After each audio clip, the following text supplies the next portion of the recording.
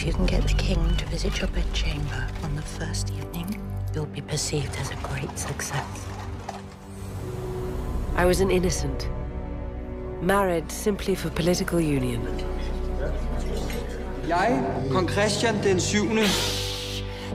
erklærer hermed krig mod lort.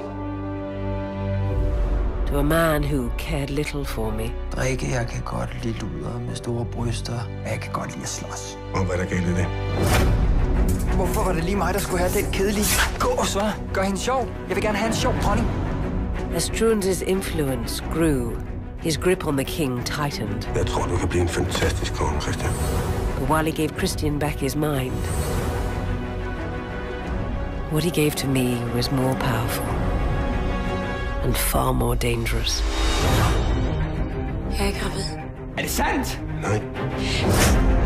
Du ødelægger mit land, Struense. Jeg kan gøre lige, hvad der passer mig. Kongen lader sig diktere direkte af en oplysningsmand. Du er et skide provinslæge, og nu tror du kraftigt, at du kan styre et helt land. Jeg ved, hvad jeg så.